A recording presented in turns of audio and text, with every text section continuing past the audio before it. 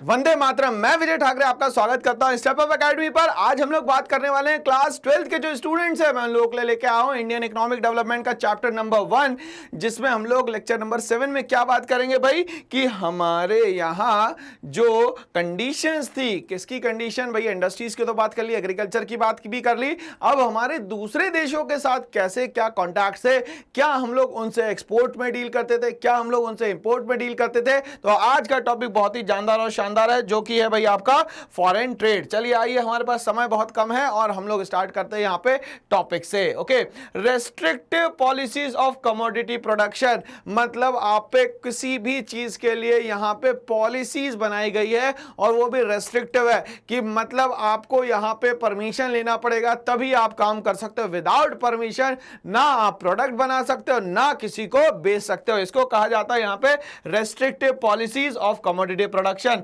Trade and tariff pursued by the colonial government, आपको trade क्या करना है, आपके टैरिफ मतलब चार्जेस कितने होंगे, ये सारी चीजें कौन डिसाइड करेगा, तो कॉलोनियल गवर्नमेंट डिसाइड करेगी। जो की बात कर रही है यहां पे एक्सपोर्टर ऑफ रॉ मटेरियल अगर आप हैं तो क्या क्या आप एक्सपोर्ट कर रहे हैं यहां से, सिल्क, कॉटन, वूल, इंडिगो, जूट एक्सेट्रा। और इंपोर्ट का कर सकते थे आप, import of finish consumer goods like cotton का जो भी प्रोडक्ट बनेगा, सिल्क का जो प्रोडक्ट बनेगा, वुलन क्लॉथ जो भी बनेंगे, ये सारी चीजें आप यहां पे इंपोर्ट कर सकते थे। इसके अलावा यहां कैपिटल गुड्स जैसे कि लाइट मशीनरी जो कि जनरली स्पेयर पार्ट्स बनाने के काम में आती है, produce in the factories of Britain. कहां पे बनते थे भाई, यहां पे जो ब्रिटेन था वहां पे लाइट मशीनरी बनती थी, वो इंडिया में लाके वो दे देते थे और इससे आप स्पेयर पार्ट्स बना सकते थे। बट फिनिश प्रोडक्ट बनाने के लिए कोई भी मशीनरी हमें नहीं दी गई। More than half of the India's foreign trade was restricted to Britain. आप जो भी सामान बनाए फिनिश प्रोडक्ट में वो 50% से ज्यादा सिर्फ और सिर्फ किसको देना है, ब्रिटेन को। अदरवाइज आपकी कंपनी को बंद कर दिया जाएगा, आप पे हैवी चार्जेस, फाइन्स, पेनाल्टीज लगा दी जाएगी। ये कहानी करके रखी थी ब्रिटिशर्स ने, मतलब हमें जो है रूल्स एंड रेगुलेशंस को फॉलो करना जरूरी होता था। Other countries like China, Ceylon means Sri Lanka, जो उनका पुराना सिलोन जो है पुराना नाम था, श्रीलंका आज का नाम है, पर्शिया मतलब Iran, export surplus did not result in any flow of gold and silver in India. But हम लोगों के पास अगर एक्सपोर्ट करने के लिए सरप्लस प्रोडक्शन भी हो जाए तो भी हम लोग उनको ज्यादा नहीं दे सकते थे दूसरी कंट्री को। 50% तो हमें ब्रिटेन को देना है और जो बचा कुचा है वो दूसरी कंट्री को दे सकते थे यहाँ पे। बट इन रिटर्न ना तो हमें गोल्ड मिलेगा ना तो सिल्वर मिलेगा। 1765 जब हमारे यहाँ परमानेंट सेटलमेंट जमींदारी सिस्टम स्टार्ट हुआ, उसके पहले ब्रिटिशर्स ने जितना भी हमसे सामान लिया उसके बदले में वो गोल्ड या सिल्वर देते थे।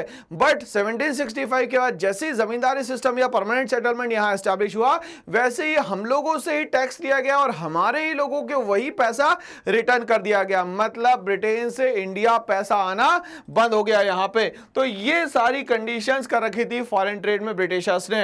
अब हम लोग बात करें यहां पे एक्सपोर्ट सरप्लस जो होता था वो हमारे यहां पे फूड ग्रेन का होता था। क्यों? क्योंकि हमारी जो इकोनॉमी 85% से ज्यादा जो है एग्रीकल्चर पर डिपेंडेंट थी। क्लोथ अच्छे खासे थे, केरोसिन भी हमारे यहाँ अच्छा खासा होता था, इसलिए हम लोग एक्सपोर्ट कर पाते थे। The import of invisible items all of which led to the drain of India's wealth, और बहुत सारे इनविजिबल आइटम जो हमें दिखते नहीं थे बट उसकी पेमेंट भी हम लोगों को करनी पड़ती थी, इसके कारण हमारा बहुत सारा पैसा जो है वो ब्रिटेन में चला गया। अब इसके लिए बहुत सारे लोगों ने अलग अलग बुक्स में हम लोगों को बताया कि उस समय हमारे देश की कंडीशन क्या थी। ये बुक के थ्रू हमें पता चला। तो डॉक्टर राजेंद्र प्रसाद जो कि हमारे फर्स्ट प्रेसिडेंट ऑफ इंडिया थे, उनने बुक लिखी इंडिया डिवाइडेड, कि इंडिया डिवाइड हुआ और इंडिया पे क्या इंपैक्ट पड़ा। रमेश चंद्र दत्त ने एक बुक लिखी जिसका नाम था economic history of India. Britishers के आने के पहले हमारी इंडिया की इकोनॉमिकल कंडीशन क्या थी, ये सारा इस बुक में बताया गया है।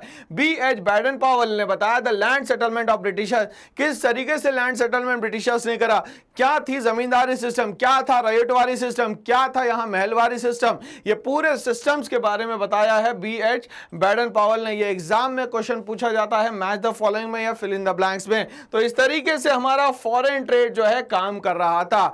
ऐसे ही और वीडियोस के लिए बने रहिए। करना एक छोटा सा काम, इस चैनल को लाइक शेयर सब्सक्राइब करना ना भूलें। Thanks for watching all.